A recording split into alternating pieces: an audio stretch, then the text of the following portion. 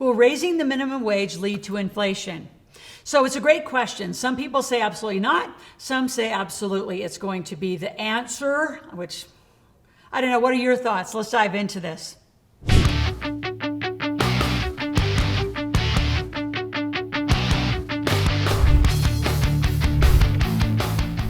The fourth thing specifically I'm going to talk about is how does inflation affect your lifestyle, number one. And then this big question, does raising minimum wage actually going to affect or help inflation?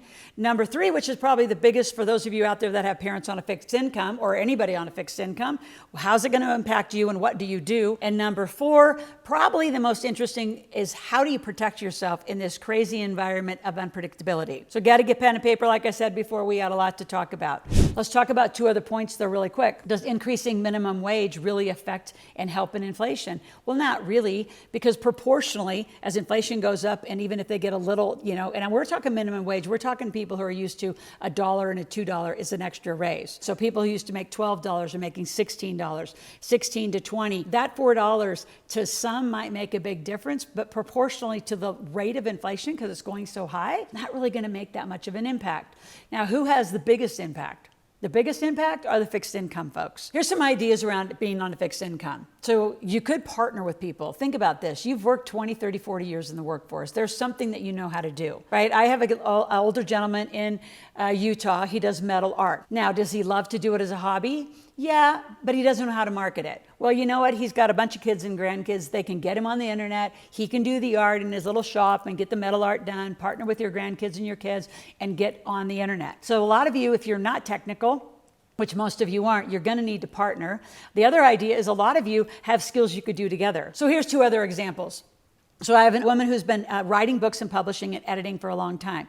Well, what does all the younger influencers need? The influencers need to do content. They're not great editors. So I don't care how old you are. If you're a better copy editor, you could help them. That doesn't require technical skills. You could review their copy. You could review their content. You could actually do research for them. There's a lot you can do. I'm telling you, you're going to have to get creative. For some of you, I'm going to say this, there's a woman, again, another client of mine who has a company called Every Mother Needs a Mother. Well, why don't you start one if you're older out there listening and say every mother needs a grandmother, right? And start like whether it's aftercare services, daycare services, engage yourself with other kids. There's tons of things if you think about your skill sets. If you're a caterer, what else could you do as a caterer or an experienced wedding planner to go help somebody who's just starting a company? So partner back in. I don't care if you get a job with them. I'd rather see you get a contract with them so you get better tax strategies, but you can all make more money. Do you want to? Maybe not. You're in a very, very critical time though. If you only have a fixed income and you need to make an extra, say, $1,000, $2,000 a month, let's break that down. That's not a lot of money. $1,000 a month is $250 a week, it's $50 a day. There's all of you that know and have enough skills that you could figure out either partnering. I like actually of all my ideas, partnering with the kids and grandkids to help you get whatever you know how to do out on the internet, because you're going to get a lot more bandwidth and you're going to get a lot more money out there and less work. I am not telling you to get a job. That is not where I'm going. You're not going to go be the traffic director at Walmart or Home Depot.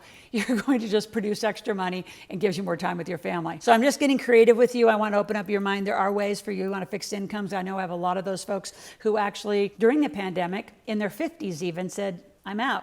You took your 401k and you checked out. Well, the market's been a little rough lately. So how do you protect, right, your money? I'm going to get to that next. But before I finish that, you're going to burn that cash. If you just did some basic math and you're in your 50s and you decided not to go back into the workforce because of the pandemic, and you're going to live till average is about 86, I can guarantee you, unless you got millions in the bank, you're not going to make it. So you're going to have to contribute to extra income. Make this journey, this chapter, more fun. Those of you that are younger, you got lots of mad skills. I got tons of videos, and so you can go back and look at how to make extra money and use any of those, especially if you have technical skills. To find anything in my channel, you go up to my search bar, put in the topic that you want, and go listen, go binge watch. I actually reward you for binge watching my channel. And if there's a topic that's not out there, put it in the comments and my team will get that back to me so we can actually stay very relevant to what you're wanting to listen to and have 5 days a week, for 10 to 12 minutes a day. Also, hit that subscribe button, click the notification button, and very soon I'm going to have a membership called Ask Loral. We're starting at July 1st, 2022. And if you want to ask me live questions, that's how you're going to do it. You're going to listen to the channel, and it should trigger thoughts. It should trigger questions like, I wonder how that's going to work. I wonder what's going to go on with that. I wonder what Loral will say about that. Put it in the comments. Go to Ask Loral, and let's continue this dialogue and get you financially literate. There's nothing scary about money. It's just that you don't know anything about it. So as we talk about lifestyle, let's talk first about what is inflation. For the consumer with inflation, as the currency is getting lower and devalued, really, the cost of everything's going up. So who really wins? I can guarantee you, and you've seen it on other videos, if you've been watching my YouTube channel, the consumer never wins, right? And let's just talk about the big one. It's gas. Right? We were about 2, 3, we're at 6, 7 in bigger cities right now. Inflation is all-time heading towards a 10%. Interest rates are going to go up. They're larger than ever. It's already affected the real estate market. So for the consumer, just so you know, the backdrop is production costs are going up. The supply costs are, in minimum demand. And let's be honest, I'm going to be actually on a total rant. Again, on some videos, you're going to totally agree with me. Some you're not. Overall, the financial literacy and what I teach you about money, I'm just right on, and sometimes I have opinions. So this one I have some opinions. All of the materials that are sitting out, not coming onto shore because people won't work, the trucker problem, you can add it all up. This isn't like it's uncommon to what's going on, but why is it happening? Why is the shortage happening, right? And if you don't think it's politically driven, let's be honest, we all know that it's politically driven. What's the agenda? Let's just have that talk. So I teach pure capitalism. Right? Live corporate life. The founding fathers developed this from living in LLCs, S Corps, C Corps. All of that allows tax deductions, trust. It allows you ways to create generational wealth. I can promise you everyone in the political party has all of these structures. So why they're killing themselves from those structures and reducing our ability to live in those structures, even in corporate deductions, they're going to be taking a big hack at the 81,000 pages of tax code. Why? Interesting. I can't go political, but I want to. Gas prices, what's the one solution? Open up the pipeline. Right, I'm a gas and oil millionaire, and I'm going to fight forever. There's more earth being destroyed with lithium batteries being pulled out of the earth. And what are you going to do with them all at the end? Get everybody on electricity? LA couldn't even handle the brownouts by just the few people who had them last year in 20 and 21. So there's my rant. Now, back to inflation and how is it going to affect you? Well, for you, you're just going to have to control you and your household. What are you going to do for you and your household? You've got to make more money. I teach a marketplace every 3 weeks. At the end of the video, I'm going to give you 2 tickets to the marketplace. You got to learn to make some more money. And if you don't like to do it that way, I also can do all your marketing, get you leads. You have to learn to make money. If not, you can live within your means, which you know is not my model, but you can control your spending. So let's break this down a little bit. So who wins in inflation? The investors win, the shareholders win, right? The people who are actually increasing the production cost, holding back supplies and holding back materials. The political agenda at the gas pump, we all know is about getting electric cars and reducing our ability to have fuel and diesel. The irony of it all is everything you touch, even from these glasses and most of the stuff that you wear, your shoes, have petroleum in them. So I don't know how you think you're going to produce around that. And we've already proven hemp is probably the best viable option because I'm not green. I'm just not going to go all the way over there. I have too many green clients that are all green. And I can tell you they're struggling for cash flow. Because at the end of the day, here's what the consumer does, especially in inflationary periods. They're going to look at a green product. They're going to look at a standard product, including light bulbs. And if they don't have a lot of money, they're not going to buy the more expensive one. They're always going to buy on a budget. They've been conditioned too long to do that. So that's the problem. So who else also wins? You can say the consumer wins. And some of you I know think like the business owners win because the business owners, let's talk restaurants. They've had to increase their prices. There are restaurants because no one's coming to work. They actually close. Around here, like you finding something open on a Monday, shocking. So it's a really interesting time. So the restaurants have to increase their prices to keep up with inflation. The consumers have to deal with it, and they're getting worse service because there's less help. So the whole cycle is interesting. Now, when I've traveled all over the world, that's a pretty standard cycle in Australia. They do get higher wages. They don't, even increasing minimum wages. Like minimum wages when I was over there really frequently was $18 to $20. That doesn't mean you're going to get better service. There's actually less staff because the cost to the restaurant over there, for example, is just more. I was just recently at a car dealership. There's hardly anyone there. Why? Because they can't afford the overhead of that much staff. So the current staff, the small amount, gets really stretched. What does the consumer get? increase prices. You think that the business owners actually, because small and medium-sized business owners are my client, you think they're winning, they're not. Their margins are really, really, really small. I do more coaching and more work helping businesses stay alive right now because their margin is reduced. The salaries are higher, there's less people, they're stretched out, the margins are lower, people don't want to pay more. The discretionary money is really being thought through in a very different way. Let's talk about real estate. Right? That was a big political surge, but that's actually turned. Most markets that I have heard of, and I invested markets that have very little fluctuality, right? I invest for appreciated cash flow apartments. I also do a lot of land. So agents and brokers who are selling single family homes. So for example, let's talk about real estate. And we're recording this in June 2022. We just came off a huge 18-month run. I mean, extraordinary run. And it was a seller's market. People taking cash buyouts. I mean, it was crazy the amount of money that people were buying for new homes and even properties. Whether they're ever going to recover and ever to even sell at the rates.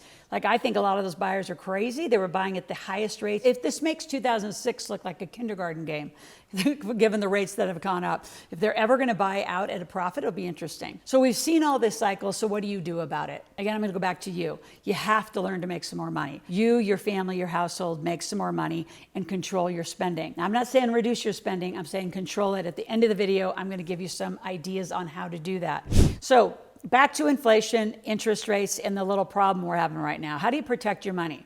We talked about ideas, what you do with your lifestyle. Make more money. What do you do on fixed income? Just start a company and have your own business. I mean, I cannot tell you enough about that. What do you do to protect it right now? Well, I have a ton of people going to cash. I have a ton of people pulling out of real estate and other places are going to cryptocurrency and NFTs. I can warn you about that. You need to be very careful. The SEC, the IRS, and every agency is on it. They're going to want their fair share of that money. I know that it was supposed to be the off-grid. No one's going to have to pay taxes, but I have a client and made a lot. Young 20s, became a millionaire in cryptocurrency. Challenge, it's the IRS tax time. His tax was going to be over $1 million. Hence found me here on our YouTube channel, met me, and we're saving him potentially $700,000. Don't quote me on that. We're still working on it. So the bigger question is, the money's in cryptocurrency. He needs 700,000 potentially. Actually, we're going to save 700, so he might need a couple 100,000 in cash. Where does he get cash when it's all in digital currency? And how are you going to cash that out? So there's still a lot of issues in that to go all into crypto. And I think some of you are making a huge mistake doing all crypto and all NFTs. I think you need to stay balanced. You need to stay diverse. I talk about that all the time in my Millionaire Maker series, especially my wealth cycle investing. I'm a huge fan of real estate. And I can tell you some of the best investments I'm making is land, RV parks, storage units. Love those. I've had land in Texas. It's so interesting. For years. And all of a sudden, the cops, I lived this true story, cops out of Seattle found me on the internet, found my company, dug. They took about 6 months to finally found who owned that land. And we're probably going to do a deal for a bunch of developments after all those years. People are moving into very different pockets of the world, very remote pockets. So I think you got to look at other options. So what else can you do? Stock market. Well, that's an interesting one. That's a roller coaster if you're with a financial planner or a stock trader. Unless they are paying attention and getting you out of the market fast enough. Like in March 2020, you all lost 33%. The average person lost 33%.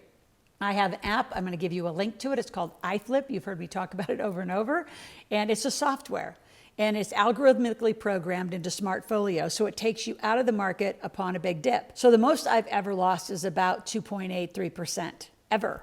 In years and being this. So the last big dip that we just went through around April, May of 2022, same thing. I might've been out in cash, but I didn't lose. What your planner's gonna tell you, because they have to tell you, but you're in it for the long haul, it's all gonna recover. Yeah, but you gotta make up 30%. You know how long it takes to make up a 30% loss? Why lose in the first place? So there's a lot of protective measures you can put in place from cash. I mean, I know a lot of people go into gold and silver.